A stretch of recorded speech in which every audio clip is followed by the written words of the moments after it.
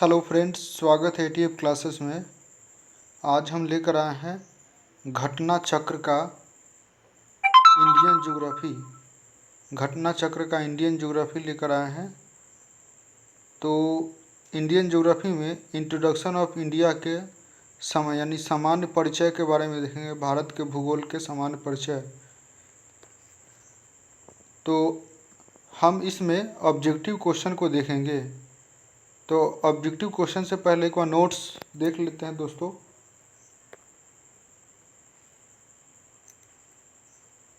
Notes में Bharat Asia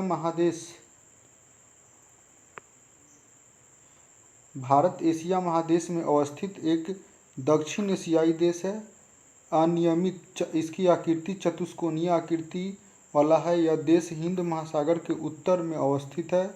अक्षांशीय विस्तार के दृष्टिकोण से भारत उत्तरी गोलार्ध में तथा देशांतरीय विस्तार की दृष्टि से पूर्वी गोलार्ध में स्थित है। और भारत विश्व में क्षेत्रफल की दृष्टि से 7वें स्थान पर है। रूस, कनाडा, संयुक्त राज्य अमेरिका, चीन, ब्राज़ील, ऑस्ट्रेलिया के बाद भारत का स्थान है। जनसंख्या की दृष्टि से भारत पहले था दूसरे नंबर पर, लेकिन अब हो गया है प्रथम नंबर पे हो गया है दोस्तों। और दूसरी नंबर पर चीन हो गया है। 26 जनवरी 2020 से भारत में 28 राज्य एवं 8 केंद्र शासित प्रदेश है। नवीनतम केंद्र शासित प्रदेश दादर एवं नगर हवेली तथा दमन और दीव है, जिन्हें समामेलित कर एक केंद्र शासित प्रदेश निर्मित किया गया है। इससे पूर्व निर्मित केंद्र शासित प्रदेश जम्मू और कश्मीर तथा लद्दाख है। इससे पूर्व निर्मित केंद्र शासित प्रदेश जम्मू और कश्मीर और लद्दाख है। इनका निर्माण जम्मू और कश्मीर राज्य के पुनर्गठन के पश्चात हुआ। भारत का कुल क्षेत्रफल 32,87,263 वर्ग किलोमीटर है, जो संसार के समस्त क्षेत्रफल के स्थलीय भाग का लगभग 2.4% है। भारत में संपूर्ण विश्व की 17.5 जनसंख्या निवास कर रही है। भारत में 2011 की जनगणना के अंतिम आंकड़ों के अनुसार भारत के मुख्य भूमि का विस्तार उत्तर से दक्षिण में है 3234 किलोमीटर तथा पूर्व से पश्चिम में है 2933 किलोमीटर।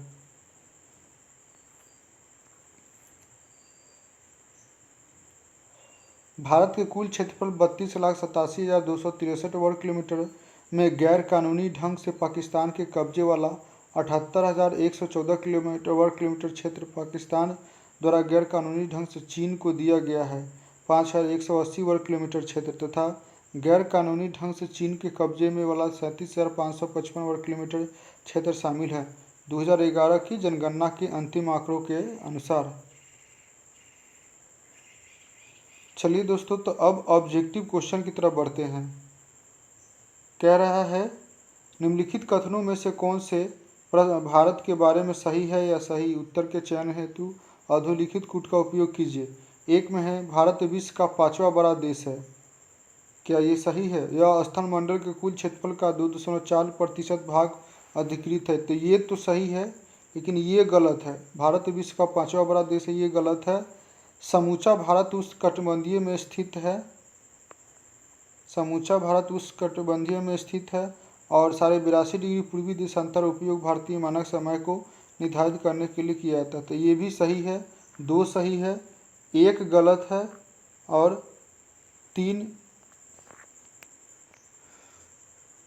भी गलत है ना? तो 3 भी गलत है।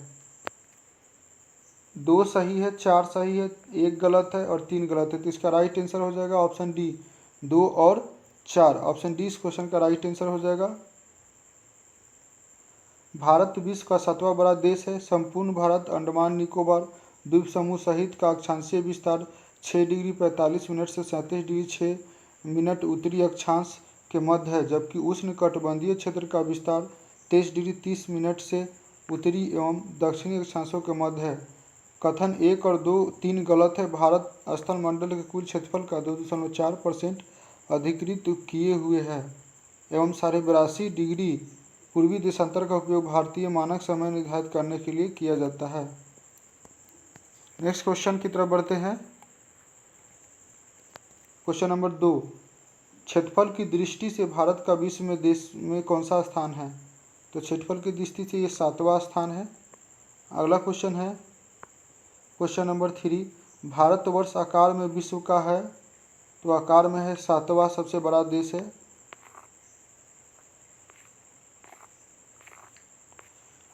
अगला क्वेश्चन है, भारत का क्षेत्रफल संसार के क्षेत्रफल का 2.4% है, परंतु इसकी ऑप्शन ए में बी इसका राइट आंसर हो जाएगा, संपूर्ण मानव जाति का 17% जनसंख्या है।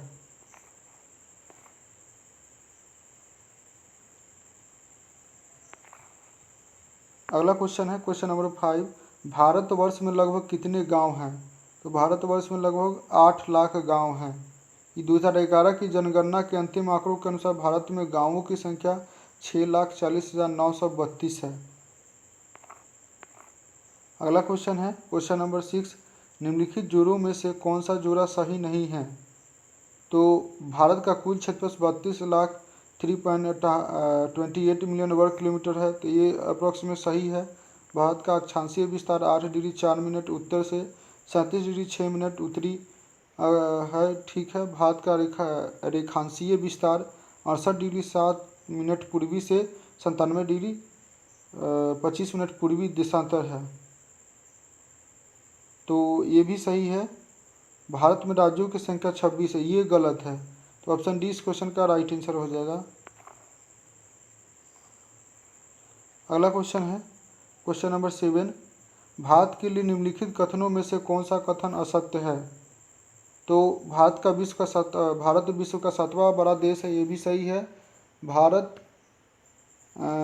जनसंख्या की दृष्टि से विश्व का दूसरा नहीं होगा, ये पहला अब हो गया है, पहले नंबर पर हो गया है चीन को पीछे छोड़कर, ये सही है। इसकी भूमि सीमा का विस्तार लगभग 15,200 किलोमीटर है। सर्वप्रथम सूर्योदय इसके मिजोरम राज्य में होता है, ये गलत है। ऑप्शन डी इस क्वेश्चन का राइट आंसर हो जाएगा।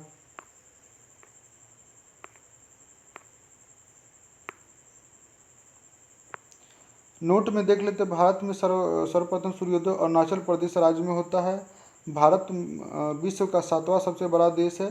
भारत जनसंख्या की दृष्टि से चीन के पश्चात विश्व का दूसरा राष्ट्र है। इसकी भूमि सीमा का विस्तार लगभग 15,200 किलोमीटर 15,106.7 किलोमीटर है। अब अक्षांशीय विस्तार के बारे में देखते हैं दोस्तों। चलिए ऑब्जेक्टिव क्वेश्चन की तरफ बढ़ते हैं। अक्षांशीय विस्तार में भारत विस्तृत है, तो ऑप्शन डी इस क्वेश्चन का राइट आंसर हो जाएगा, यानी कि 37 डिग्री 17 मिनट 53 सेकेंड। ये तो है ही नहीं, इतने भी सेकेंड लगा हुआ है, वो तो होगा ही नहीं, तो इसमें से कोई भी नहीं है। चलिए अभी को नोट्स में देख लेते हैं। भारत की मुख्य भूमि का विस्तार उत्तर पूर्वी गोलार्ध में 8 डिग्री 4 मिनट उत्तर से 37 डिग्री 6 मिनट उत्तरी अक्षांश तथा 68 डिग्री 7 मिनट पूर्व से 97 डिग्री 25 मिनट पूर्वी देशांतरों के मध्य है। कर्क रेखा भारत के लगभग बीचों बीच से होकर गुजरती है ना। अगला क्वेश्चन है क्वेश्चन नंबर 2, सिक्किम से गुजरने वाला अक्षांश निम्नलिखित में से किस एक से भी होकर गुजरता है? तो ये गुजरता है राजस्थान से होकर। ऑप्शन ए इस क्वेश्चन का राइट आंसर हो जाएगा। सिक्किम से गुजरने वाला अक्षांश निम्नलिखित में से राजस्थान से भी होकर गुजरता है। नेक्स्ट क्वेश्चन है क्वेश्चन नंबर 3, जिस जिले से 70 डिग्री पूर्वी देशांतर रेखा गुजरती है वह है? ऑप्शन बी जैसलमेर, राजस्थान के जैसलमेर। 70 डिग्री पूर्वी देशांतर जैसलमेर से गुजरती है। जैसलमेर कहाँ है? तो राजस्थान में है। चलिए अब भारत एवं कर्क रेखा के बीच को देखते हैं। भारत एवं कर्क रेखा के बीच के ऑब्जेक्टिव क्वेश्चन को देखते हैं। कर्क रेखा किस राज्य से होकर गुजरती है? तो कर्क रेखा गुजरती है बिहार और झारखंड से। ऑप्शन बी इस क्वेश्चन का राइट आंसर हो जाएगा। कर्क रेखा हालांकि 8 राज्य से होकर गुजरती है। 8 राज्य में मित्रपर गमछा झाड़, मिजोरम, त से त्रिपुरा और प से पश्चिम बंगाल, र से राजस्थान, ग से गुजरात, झ से झारखंड, छ से छत्तीसगढ़, है ना। इन सभी राज्यों से होकर गुजरती है, 8 राज्य से होकर गुजरती है। कर्क रेखा पर पड़ने वाले भारत के कुल 8 राज्य, जैसे गुजरात हो गया, राजस्थान हो गया, मध्य प्रदेश, छत्तीसगढ़, झारखंड, पश्चिम बंगाल, त्रिपुरा और मिजोरम है। अतः वर्तमान में उपयुक्त दिए गए विकल्पों में से कोई भी सही नहीं है। झारखंड बिहार का ही भाग था, झारखंड पहले बिहार का ही भाग था। ऑप्शन 20 क्वेश्चन का राइट आंसर हो जाएगा। चलिए अगले क्वेश्चन की तरफ बढ़ते हैं। क्वेश्चन नंबर 2, कर्क रेखा निम्नलिखित में से किन राज्यों से होकर गुजरती है? तो नीचे दिए गए कूट से सही उत्तर चुनिए। तो कर्क रेखा गुजरात से होकर गुजरती है, और झारखंड से होकर गुजरती है, छत्तीसगढ़ से होकर गुजरती है ना। और तो ये क्या क्या हो जाएगा, यानी गुजरात से, छत्तीसगढ़ से, झारखंड से। तो ऑप्शन ए इस क्वेश्चन का राइट आंसर हो जाएगा, है ना। नेक्स्ट क्वेश्चन है क्वेश्चन नंबर 3, कर्क रेखा गुजरती है मध्य प्रदेश से, मिजोरम से, त्रिपुरा से, इनमें से सभी से। तो मध्य प्रदेश से भी गुजरता है, मिजोरम से भी गुजरता है, त्रिपुरा से भी गुजरता है। तो ऑप्शन डी इस क्वेश्चन का राइट आंसर हो जाएगा। अगला क्वेश्चन है क्वेश्चन नंबर 4, कितने भारतीय प्रदेशों से होकर कर्क रेखा गुजरती है? तो ये 8 प्रदेशों से होकर गुजरता है कर्क रेखा। कितने प्रदेशों से? 8 प्रदेशों से। क्वेश्चन नंबर 5 है, भारत एक राज्य जिससे होकर कर्क रेखा गुजरती है। तो ये बिहार से, झारखंड से गुजरता है। भारत एक राज्य जिससे कर्क रेखा होकर गुजरती है, झारखंड से।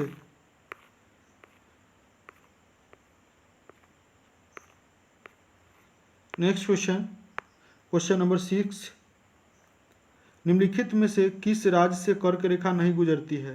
तो त्रिपुरा से गुजरता है, मणिपुर से गुजरता है, मिजोरम से गुजरता है,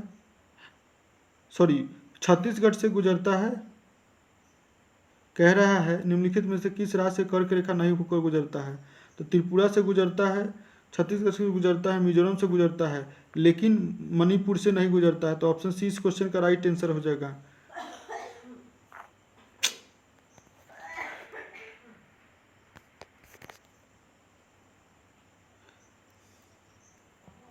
नेक्स्ट क्वेश्चन है क्वेश्चन नंबर 7,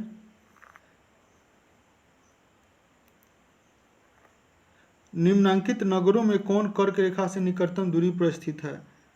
तो कर्क रेखा से निकटतम दूरी पर स्थित है ये गांधीनगर।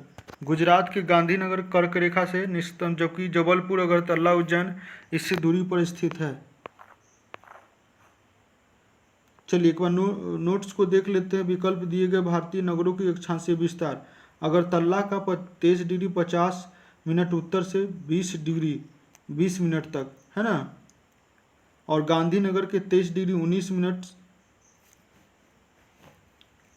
और जबलपुर का 23 डिग्री 11 मिनट, और उज्जैन का 23 डिग्री 9 मिनट। नेक्स्ट क्वेश्चन है क्वेश्चन नंबर 8, निम्न नगरों में से कौन सा कर्क रेखा के निकट है? तो कर्क रेखा के निकट है कोलकाता। ऑप्शन 20 क्वेश्चन का राइट आंसर हो जाएगा। कर्क रेखा के सबसे नज़दीक है कोलकाता। कर्क रेखा ट्रॉपिक ऑफ कैंसर का वास्तविक अक्षांश विषुवत रेखा के उत्तर में 23.5 डिग्री है, अतः उपयुक्त में से कर्क रेखा निकटतम नगर है। नेक्स्ट क्वेश्चन है क्वेश्चन नंबर 9, कौन सा महत्वपूर्ण अक्षांश भारत को 2 लगभग बराबर भागों में विभाजित करता है? तो ऑप्शन डी 23.5 डिग्री। 23.5 डिग्री यानी कर्क रेखा भारत को 2 बराबर भागों में विभाजित करता है।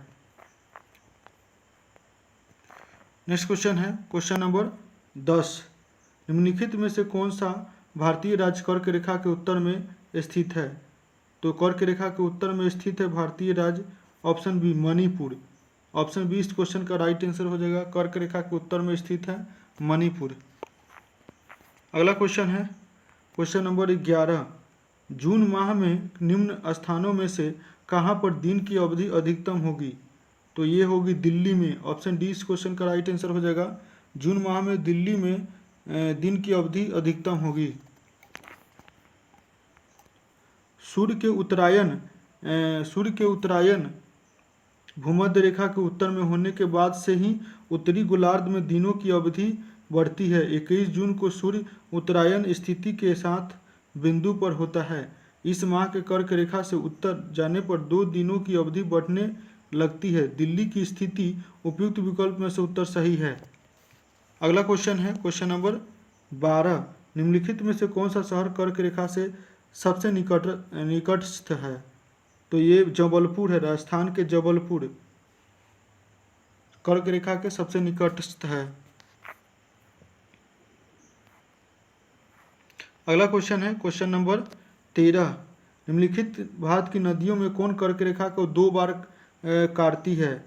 तो कर्क रेखा को 2 बार काटती है दोस्तों, ये ऑप्शन ए यानी कि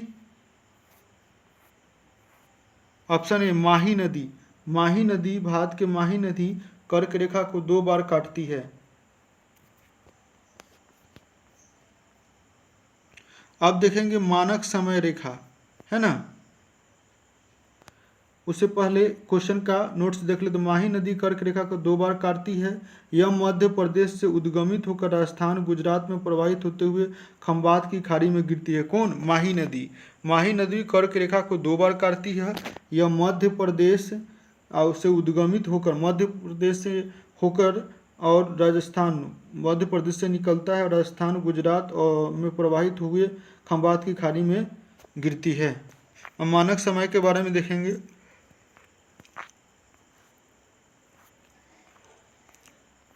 ऑब्जेक्टिव क्वेश्चन को, जब क्वेश्चन 1, जब भारत मानक समय के याम्योत्तर पर अर्धरात्रि है, एक स्थान पर सुबह के 6 बजता है, उस स्थान की अवस्थिति जिस यामोत्तर पर है वह है।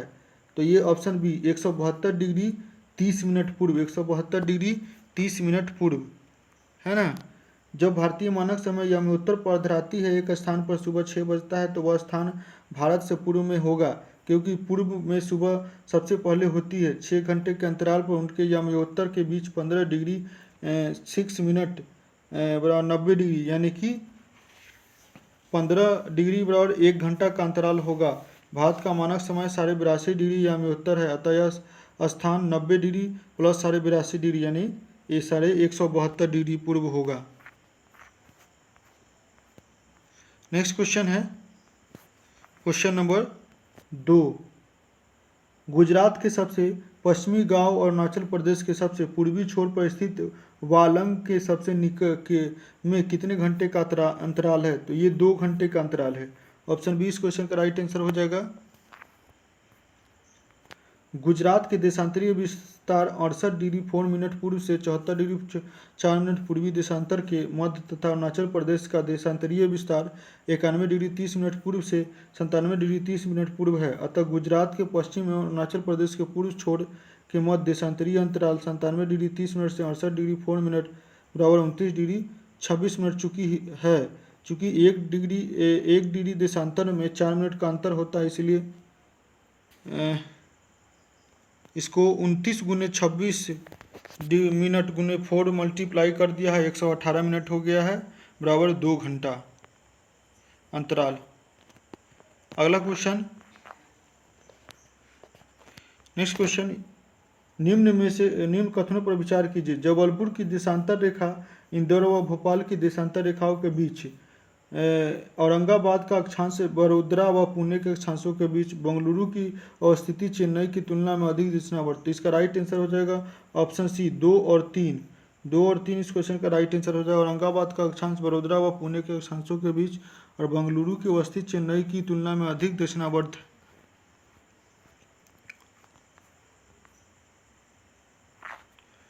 नेक्स्ट क्वेश्चन है, निम्नलिखित में से कौन सा शहर भारतीय मानक समय IST देशांतर के निकटतम है?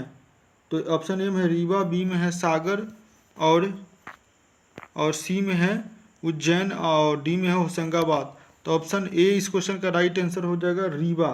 रीवा जो है भारतीय मानक समय के सबसे निकटतम शहर में है।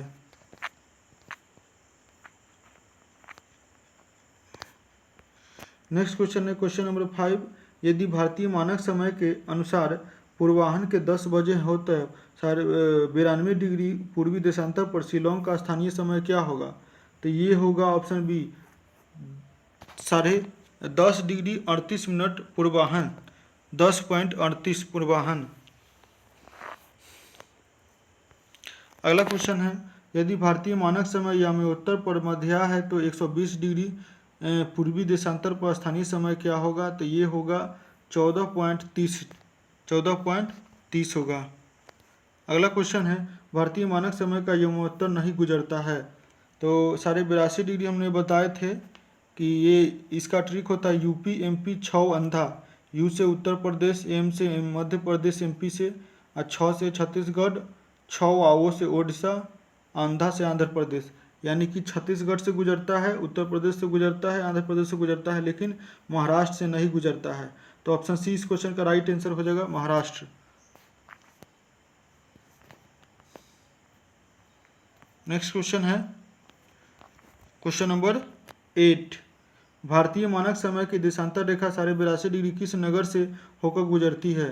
तो ये गुजरती इलाहाबाद से होकर। किससे? इलाहाबाद से होकर। इलाहाबाद जो कि अभी प्रयागराज के नाम से हो गया है, पहले इलाहाबाद का नाम चेंज हो गया है, प्रयागराज अब हो गया इलाहाबाद के नैनी, यूपी से।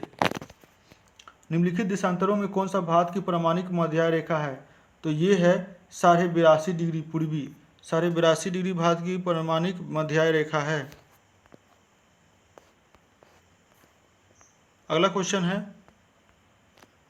क्वेश्चन नंबर 10, भारतीय मानक समय IST निम्नलिखित स्थानों में से किसके समीप से लिया जाता है? तो ये प्रयागराज के नैनी से, इलाहाबाद के नैनी, यानी अब हो गया प्रयागराज हो गया इलाहाबाद का नाम, प्रयागराज के नैनी से।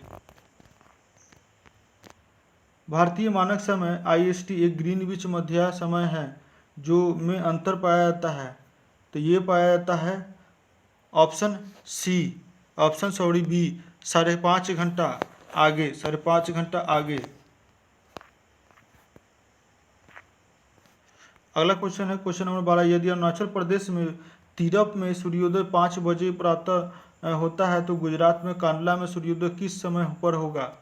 तो ये होगा गुजरात में दोस्तों ऑप्शन सी, यानी कि 7:30 बजे, 7 बजे होगा। क्वेश्चन नंबर 13, निम्नलिखित में से कौन सा शहर दिल्ली के सबसे समीप देशांतर पर स्थित है? तो ये स्थित है बेंगलुरु। ऑप्शन ए इस क्वेश्चन का राइट आंसर हो जाएगा। बेंगलुरु शहर दिल्ली के सबसे समीप के देशांतर पर स्थित है। अब दूरस्थ बिंदु के बारे में देखेंगे।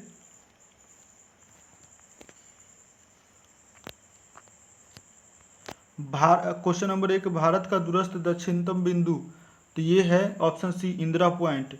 भारत का दूरस्थ दक्षिणतम बिंदु तो इंदिरा पॉइंट है। भारत का सुदूरस्थ दक्षिणतम बिंदु साउथर्न मोस्ट पॉइंट, तो ये हो गया इंदिरा पॉइंट, जिसे ग्रेट निकोबार अथवा बड़ा निकोबार द्वीप भी कहा जाता है। भारत का दक्षिणतम बिंदु क्वेश्चन नंबर 2, भारत का दक्षिणतम बिंदु, तो ये बड़ा निकोबार हो जाएगा। ऑप्शन बी इस क्वेश्चन का राइट आंसर हो जाएगा। क्वेश्चन नंबर 3, भारत का सुदूर दक्षिण में इंदिरा पॉइंट निम्नलिखित में से कहाँ स्थित है? तो ये स्थित है बड़ा निकोबार में। ऑप्शन सी इस क्वेश्चन का राइट आंसर हो जाएगा। भारत का सुदूर दक्षिण में इंदिरा पॉइंट स्थित है बड़ा निकोबार में। अगला क्वेश्चन है क्वेश्चन नंबर 4, भारत के राज्यों का निम्नलिखित में से कौन सा एक युग्म सबसे पूर्वी और सबसे पश्चिमी राज्यों में इंगित करता है? तो ये करता है अरुणाचल प्रदेश और गुजरात। सबसे पूर्वी में अरुणाचल प्रदेश और सबसे पश्चिमी में गुजरात इंगित करता है।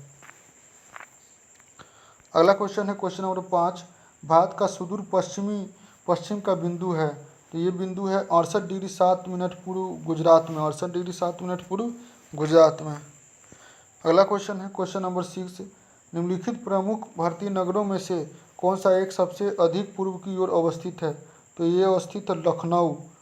नगरों की बात करें तो लखनऊ एकदम पूर्व में स्थित है। उपयुक्त भारतीय नगरों जिलों की अवस्थिति उनके देशांतरीय विस्तार से स्पष्ट की जा सकती है कि जिनका विवरण इस प्रकार है, जैसे हैदराबाद के 78°23' से 78°68' पूर्वी देशांतर है।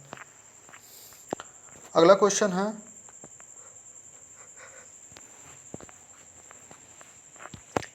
Next question, question number 7, Bharat का वह कौन सा स्थान है जहां बंगाल की खाड़ी, अरब सागर तथा हिंद महासागर मिलते हैं?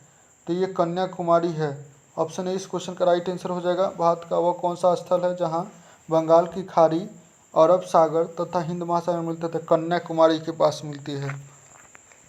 भारतीय मुख्य भूमि के दक्षिणतम छोर पर स्थित कन्याकुमारी वह स्थान है जहां बंगाल की खाड़ी, अरब सागर तथा हिंद महासागर मिलते हैं। कन्याकुमारी कहाँ, किस राज्य में है? तो ये तमिलनाडु में है। अब सीमावर्ती देश के बारे में देखेंगे। सीमावर्ती देश, ऑब्जेक्टिव क्वेश्चन को देखेंगे। क्वेश्चन नंबर 1, निम्नलिखित कथनों पर विचार कीजिए। असम भूटान तथा बांग्लादेश की सीमाओं से लगा हुआ है। असम भूटान तथा बांग्लादेश की सीमाओं से लगा हुआ है। पश्चिम बंगाल भूटान तथा नेपाल की सीमाओं से लगा हुआ है। मिजोरम बांग्लादेश और म्यांमार की सीमाओं से लगा हुआ है। तो इसका राइट आंसर हो जाएगा ऑप्शन ए। ऑप्शन ए इस क्वेश्चन का राइट आंसर हो जाएगा। 1, 2, 3 सभी सही है। 1, 2, 3 सभी सही है। यानी कि असम जो है भूटान और बांग्लादेश की सीमाओं से लगा हुआ है। कौन? असम। और पश्चिम बंगाल जो है भूटान तथा नेपाल की सीमाओं से लगा है। मिजोरम जो है बांग्लादेश और म्यांमार की सीमाओं से लगा है। ऑप्शन ए इस क्वेश्चन का राइट आंसर हो जाएगा।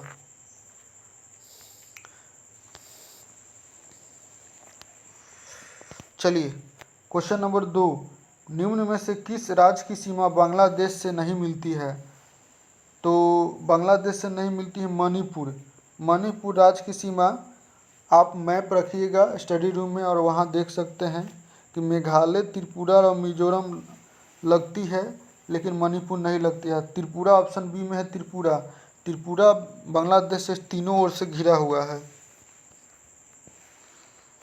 मणिपुर की सीमा बांग्लादेश से नहीं मिलती है। बांग्लादेश की अंतर्राष्ट्रीय सीमा से लगने वाला भारतीय राज्य इस प्रकार है। पश्चिम बंगाल 2216.7 किलोमीटर, असम 263 किलोमीटर और मेघालय 443 किलोमीटर, त्रिपुरा 856 किलोमीटर और मिजोरम 318 किलोमीटर।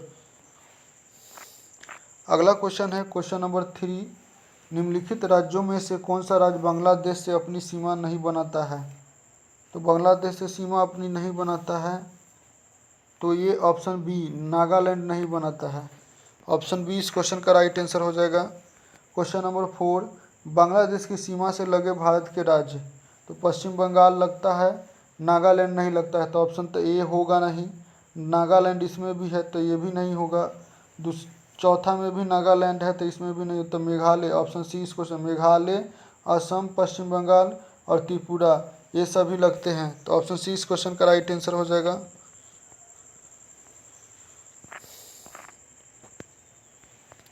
क्वेश्चन नंबर 5, निम्नलिखित में से किस भारतीय राज्य की सीमाएं भूटान राष्ट्र के साथ नहीं मिलती है?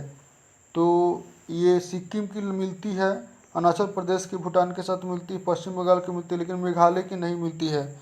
ऑप्शन बी इस क्वेश्चन का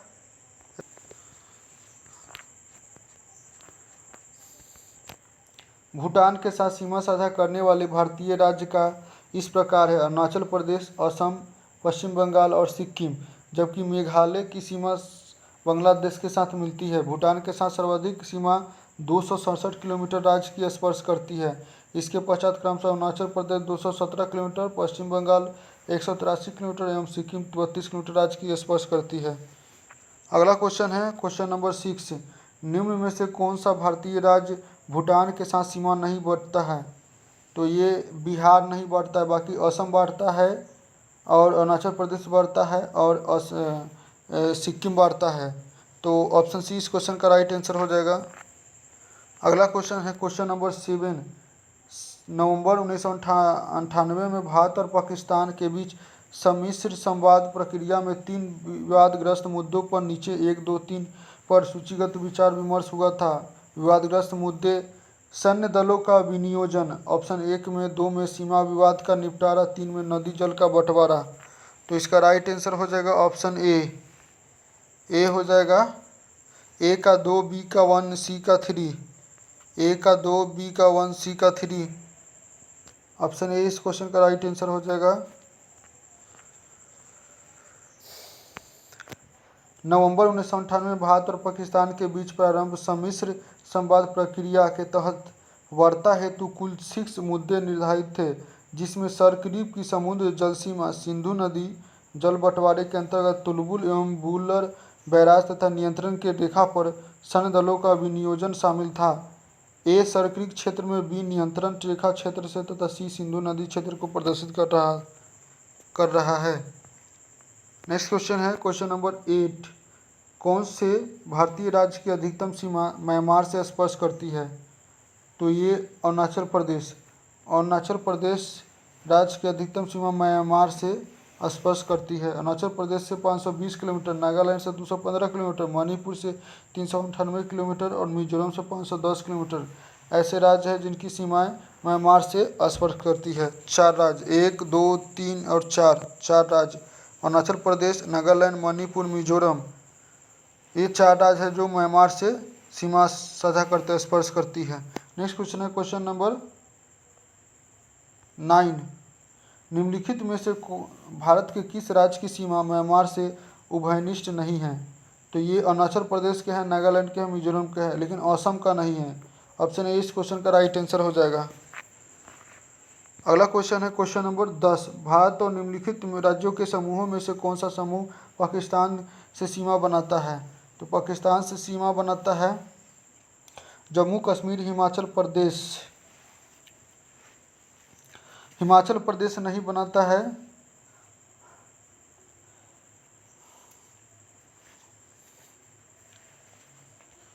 हिमाचल प्रदेश नहीं बनाता है और इसमें है हरियाणा भी नहीं बनाता है ऑप्शन सी में।